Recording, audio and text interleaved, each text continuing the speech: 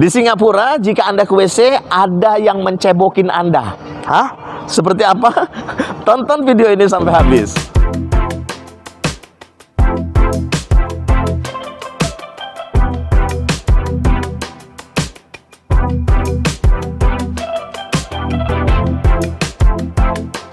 Assalamualaikum. Dalam rangka perjalanan umroh lewat darat melalui Singapura, saya menyempatkan diri main ke Sentosa Island ini. Di sini banyak wahana hiburan, dan di sini juga katanya ada seorang gubernur dari Indonesia yang main judi di kasino di sini. Pertama, di Singapura kita tidak akan melihat orang keluyuran sambil merokok atau orang merokok di sembarang tempat, sehingga orang-orang yang alergi dengan rokok ini sampai napasnya sesak. Tetapi di Singapura tidak ada orang yang berani merokok sembarangan, karena di sini jika Anda merokok sembarangan akan didenda $1.000 Singapura. Tapi kalau Anda melihat orang merokok di jalan, berarti itu bukan orang Singapura. Mungkin dia pendatang yang belum tahu aturan di sini. Yang kedua, selama perjalanan di Singapura, saya nggak ngelihat anak-anak bolos sekolah seperti di Indonesia.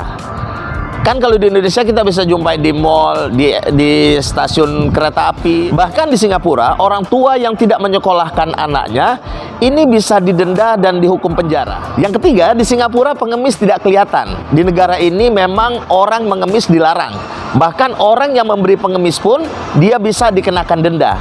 Namun di tempat-tempat tertentu saya pernah menjumpai beberapa orang pengemis. Jadi modusnya pura-pura ngobrol sambil jalan. Dia bilang, "Bapak dari mana?" Biasanya yang jadi target orang-orang Melayu, karena orang-orang Melayu ini kan baik-baik.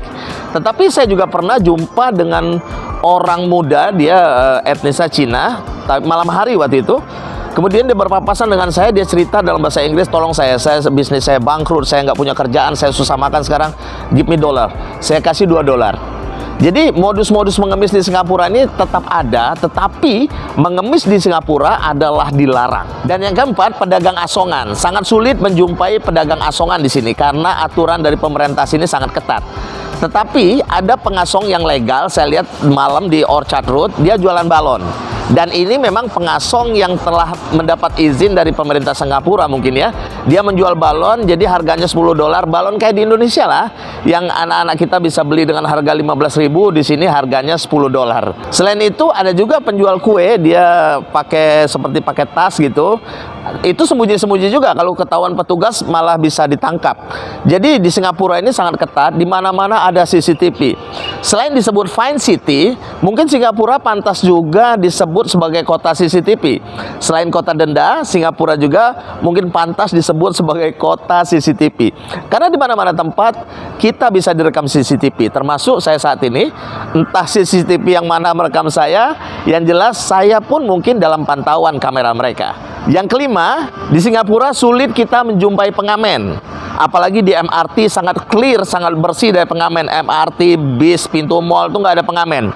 Hanya saja di Orchard ada memang pengamen, tapi dia memang profesional.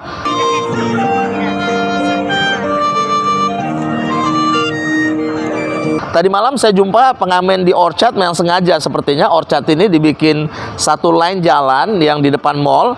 Ini ada jual es krim, ada pengamen, ada sulap, ada asongan. Jadi memang jalan Orchard ini malam hari jam 9 itu mulai tambah rame karena ada atraksi-atraksi sulap jalanan gitu. Nah, di Singapura makanan halal memang sedikit sulit dicari di sini. Di beberapa tempat, mungkin di dekat Bugis Street, ada di dekat Mustafa Center atau di Kampung Gelam dekat Masjid Sultan. Di situ banyak orang-orang Melayu yang berdagang makanan halal. Biasanya makanan halal ini pedagangnya kalau nggak Melayu, India.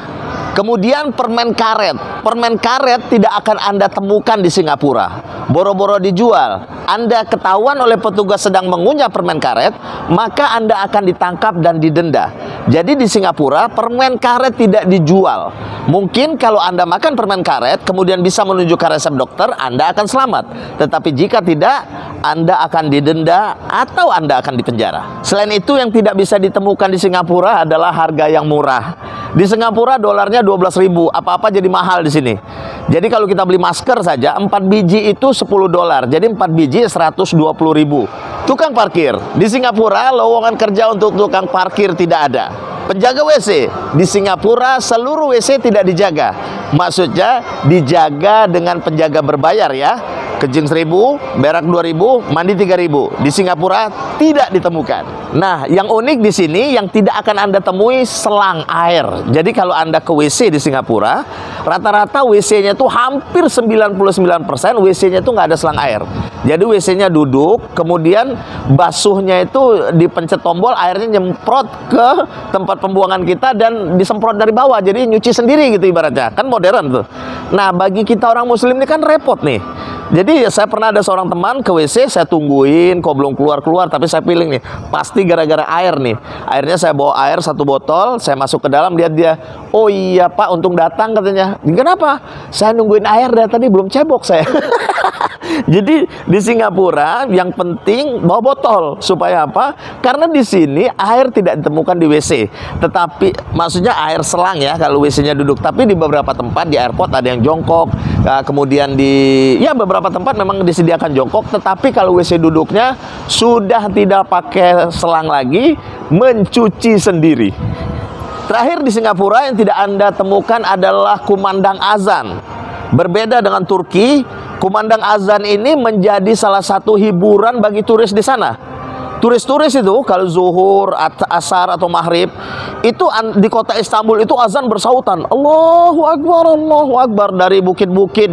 Jadi Istanbul itu seperti apa ya auranya itu. Dan ini jadi hiburan bagi para turis. Bahkan para turis itu ada yang rela naik ke atas atap, duduk nungguin azan maghrib gitu.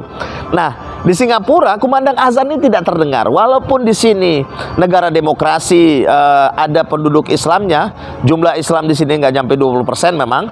Tetapi di Singapura silent. Azan hanya terdapat di dalam masjid saja. Hanya ada satu masjid yang boleh azannya berkumandang. Itu pun masjid yang sudah dijadikan objek wisata, yaitu Masjid Sultan di Kampung Glam.